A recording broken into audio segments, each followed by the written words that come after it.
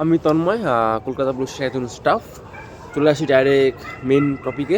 তোমরা অনেকে রিকোয়েস্ট ছিল, অনেকে কমেন্ট করেছো যে পুলিশের মেন ডিউটি ওয়ার্সটা কেমন অ্যাকচুয়ালি হয়, মানে বিশেষ করে আমি আজকে কলকাতা পুলিশের ডিউটি ওয়ার্সটা বলবো। ডাব্লিউবি কলকাতা পুলিশের তেমন একটা ডিফারেন্স থাকে না, কিন্তু হালকা পাতলা পার্থক্য থাকে, সেটাই আমি আছে কলকাতা পুলিশেরটা বলবো। এবার কলকাতা পুলিশের ডিউটি আওয়ার্সটা ডাব্লিউবির তুলনায় একটু সামান্য আলাদা, কারণ যে শিফটিং ওয়াইজ ডিউটিটা হয়, আর WB shifting wise obviously shifting wise হয়, কিন্তু সব ক্ষেত্রে হয় না। আর কলকাতা পুলিশের ডিউটি আওয়ার্স শিফটিংটা বেশ ভালো ডাব্লিউবির তুলনায়। যাদের কাছে বাড়ি প্লাস যাদের দূরে বাড়ি, অনেকে ধরুন যাদের বাড়ি 1 থেকে 2 ঘন্টার মধ্যে 3 ঘন্টার মধ্যে, তাদের আমাদের অ্যাকচুয়ালি বলা হয় বাসা বাড়ি, মানে তারা যখন তখন বাড়ি যেতে পারবে, আসতে পারবে। আর যাদের দূরে বাড়ি, ধরো 5-6 ঘন্টার রাস্তা, 7-8 ঘন্টার রাস্তা, নর্থের দিকে বাড়ি, তাদের যেহেতু তারা বাড়ি যাওয়া পূর্ণভাবে পসিবল না 1-2 দিনের জন্য, তারা বাড়ি গেলে সবসময়ের জন্য 7-8 দিন সময় লাগবে। এর জন্য তাদের অ্যাকচুয়ালি যে জিনিসটা করা হয় সেটা হলো একটানা, ধরো আমাদের যে স্পেশাল ফোর্সের ব্যাপারটা হচ্ছে, তারা একটানা 15 দিন ডিউটি করে, 7-8 দিনের জন্য ছেড়ে দেয়। তারপর যাদের কলকাতা পুলিশের মানে প্রচুর রকম মানে জায়গা আছে, যেন ব্যাটালিয়ান আছে, স্পেশাল ফোর্স আছে, থানা আছে, ডিভিশন আছে, মানে প্রচুর স্পেশাল আরও মানে স্পেশাল ডিপার্টমেন্ট আছে। এক এক জায়গায় এক এক রকম ডিউটি আওয়ার্স, প্লাস এক এক রকম এক এক জায়গায় শিফটিং ওয়াইজ ডিউটি হয়। এবার আমি প্রথমত কিছু পুরোটা মানে আমি আমার ভিডিওটা লাস্ট পর্যন্ত দেখতে থাকো, মানে 99% বুঝে যাবে কেমন টাইপের ডিউটি হতে পারে। কলকাতা পুলিশের মেন যে সবচেয়ে বড়ো যেটা সেটা হচ্ছে ব্যাটালিয়ান আর থানা। এখানে ম্যাক্সিমাম পরিমাণেই মানে মেম্বার্স থাকে, সবচেয়ে বেশি থাকে ব্যাটালিয়ানে, কারণ ব্যাটালিয়ানে একটা হিউজ পরিমাণ 8টা ব্যাটালিয়ান আছে আমাদের। এবার আমাদের ব্যাচটা ম্যাক্সিমাম ক্ষেত্রেই কী বলবো, ব্যাটালিয়ান, স্পেশাল ফোর্স এইসব, তো আবার হচ্ছে এসবি, এসটিএফ, এইসব জায়গায় মানে হচ্ছে আরএফ, অনেক অনেক রকম জায়গা আছে, এগুলো ভরে ভরে দিয়েছে, মানে সব জায়গায় কম বেশি সামঞ্জস্য রেখে কম বেশি দিয়েছে। এবার কিছু কিছু জায়গা আছে, যেমন কী বলবো, আমাদের এবার ছেলেদের তেমন একটা সেতে দেয়নি, স্পেশালি মানে এসবিতে, এসটিএফে দেয়নি, ওগুলো মেয়েদের বেশি দিয়েছে।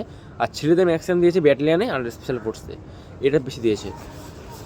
প্রথমত আসে ব্যাটালিয়ানের ক্ষেত্রে। এখন ব্যাটালিয়ানটা যেহেতু একটা হিউজ পরিমাণ, ব্যাটালিয়ান আমি অবশ্য খেটে এসেছি কিছু দিন, প্লাস আমাদের অনেক দাদা ছিল, তাদের কাছ থেকে শুনেছি, দেখেছি, অনেক শিখেছি।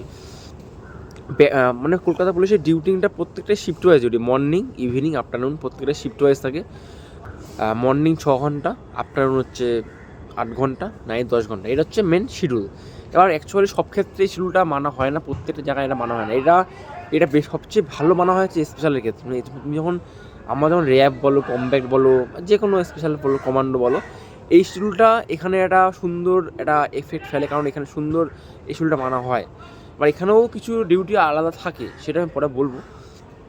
আর ব্যাটালিয়নের ক্ষেত্রে কেসটা কী হয়, ব্যাটালিয়ন তোমার ডিউটি করছো, ব্যাটালিয়ন সকালে মর্নিং যাচ্ছ, সকালে ধরো 6 ঘন্টা বা 8 ঘন্টা সকালে মর্নিং করে আসলে, এবার যাদের ধরো কাছে বাড়ি, এবার তুমি সকালে মর্নিং করে বাড়ি চলে গেলে, বাড়ি চলে যাওয়ার পর পরের দিন আফটারনুন ধরতে পারো, বা তোমাদের যে ডিউটি শোনায় হালদার, মনিটার, মুন্সি যাই বলো, সে তোমাদের বললো পরের দিন নাইট দিবে বা আফটারনুন দিল, তখন সেই বুঝে বাড়ি চলে আসতে পারলে সেই টাইমের মধ্যে।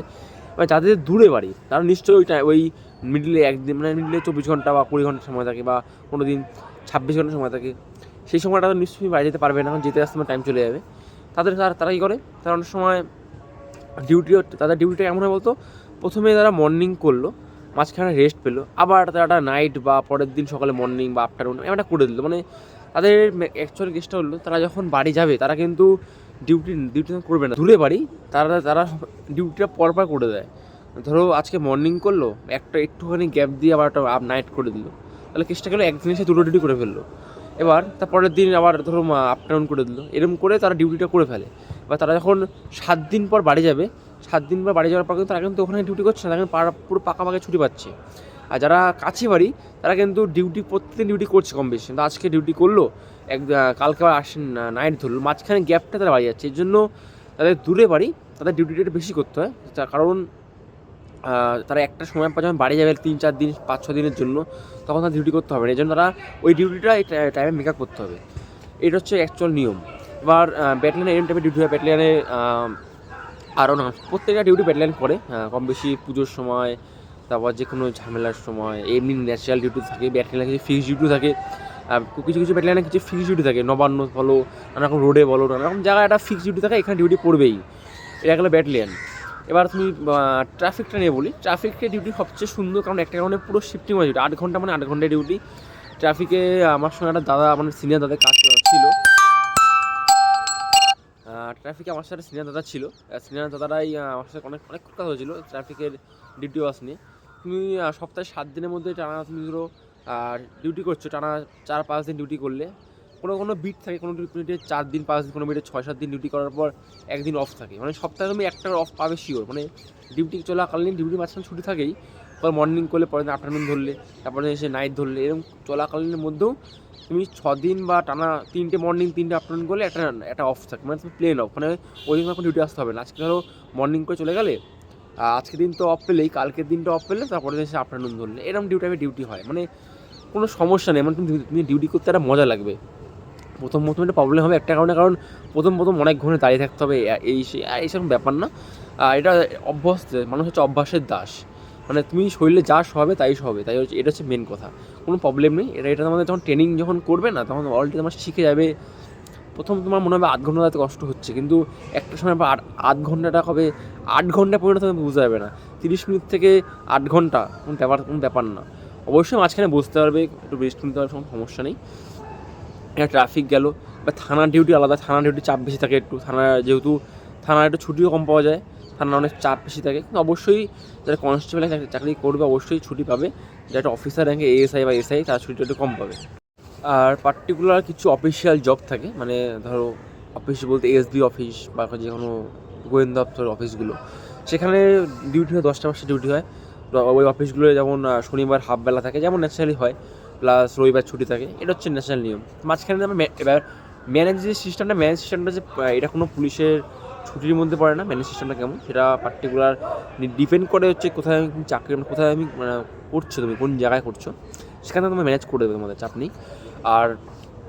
আর কি আছে, আর স্পেশাল ফোর্সের ডিউটি আওয়ার্সটা আমি বললাম, মানে কেমন টাইপের হয়। শিফটিং ওয়াইজ ডিউটি, মর্নিং করলে আজকে সারাদিন মর্নিং করলে কালকে আবার আফটারনুন ধরতে পারো, বা নাইট দিতে পারে, নাইট করলে নাইট অফ পাওয়া যায়। অনেক বিভাগ থাকে। আমি পার্টিকুলার একটা ফোর্সে যেমন আমি বলেছি, যেমন র্যাব বলো, কমান্ডো বলো, কমব্যাক্ট বলো, প্রত্যেকের আলাদা আলাদা ভিডিও নিয়ে আসবো। তখন আমি পার্টিকুলার একটা ফোর্সের পুরোপুরি বলে দেবো, ডিটেলসে বলে দেবো। এটা হচ্ছে পার্টিকুলার ছুটি নিয়ে বলছি। এরকম ন্যাচারালি এইরকম ছুটি থাকে কম বেশি। আর কী বলবো, আর নানা রকম ন্যাচারাল ডিউটি বলতে, হট করে যখন ডিউটি পড়ে, পুজোর সময় একটু চাপ থাকে ডিউটি আওয়ার্সে, কারণ তখন ডিউটি আওয়ার্সটা একটু পুজোর সময় আরেকটা বলে থাকি, এটা এই duty double shift duty, double file duty হয়। যেমন তোমার এমনি সময় তুমি 6 ঘন্টা করো বা 8 ঘন্টা করো, পুজোর সময় সেই ডিউটিটা তোমাদের বেড়ে গিয়ে 14 ঘন্টা, 16 ঘন্টা, 12 ঘন্টা হয়ে যায়। কারণ পুজোর সময় তোমাদের একটা সিসিএল দেয়, সেই সিসিএলটা তোমার একটা কারণে পাবে, পুজো ডিউটি করলে টানা 10 দিনের ছুটি পাবে। বর্তমানে শুনছি 15 দিন হবে, আলাদা ব্যাপার, কিন্তু এখন সরকারি হিসেবে এটা 10 দিনই আছে। আর এটা তুমি পাবে হচ্ছে এবার বছর তুমি পুরো ডিউটি করলে সেই ছুটিটা তুমি পাবে হচ্ছে পরের বছর ছুটিটা পাবে, পরের বছর পাবে। 2024 আমি যেমন ডিউটি করলাম পুজোর ডিউটি, আমি এই ছুটিটা 2025 গিয়ে পাবো, টানা 10 দিন ছুটিটা পাবো আমি। এটা তুমি অ্যাপ্লাই করতে হবে। এটা হচ্ছে অ্যাকচুয়াল ডিউটি হয়। এই পুজোর সময় ডিউটি হয়, দুর্গাপুজোর ডিউটি হয়, দুর্গাপুজোর ডিউটি হয়, কালী পুজোর ডিউটি হয়, ছট পুজোর ডিউটি হয়। এটা হচ্ছে অ্যাকচুয়ালি পুজোর ডিউটি চলে, এটা হচ্ছে হলডে ডিউটি।